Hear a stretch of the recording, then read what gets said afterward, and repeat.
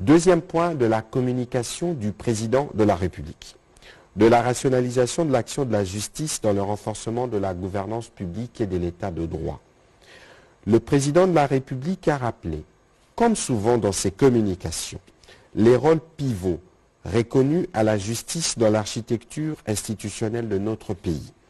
Il lui revient de constater que loin de se relever de ses faiblesses, pour l'instant, notre justice va encore mal, s'invitant sur les bancs des accusés, à la grande incompréhension et désolation de notre peuple.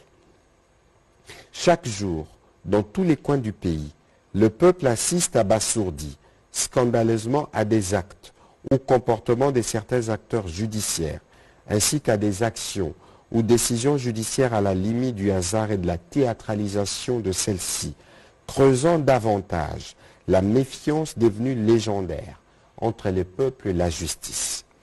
Au regard des dysfonctionnements relevés tant pour ce qui concerne la justice pénale, la justice civile ou administrative, qui sont la voie qui mène à la justice, est assimilée à tort ou à raison à un véritable chemin de la croix.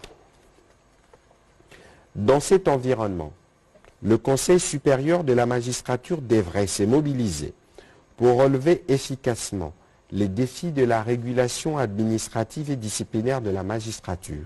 C'est une interpellation du président de la République. Le président de la République entend aussi y veiller dans le cadre de ses prérogatives constitutionnelles, car face à une telle situation, c'est lui qui devient, pour la population en danger et désespérée, comptable ou coupable de cette inaction ou de l'action désarticulée de la justice. Sans enfreindre à l'indépendance constitutionnelle du pouvoir judiciaire, qui, bien plus qu'un droit exclusif pour le magistrat, est une garantie reconnue pour les justifiables d'avoir une justice impartiale.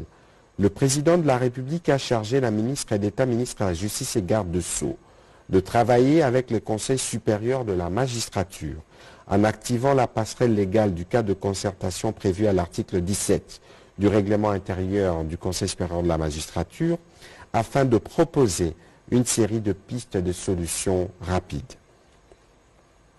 Autant que l'inspection générale des services judiciaires et pénitentiaires, comme instrument d'accompagnement du ministère de la Justice, est appelée à jouer son rôle de manière efficace.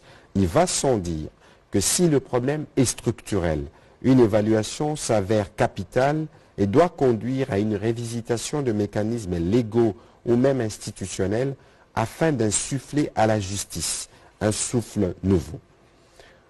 Troisième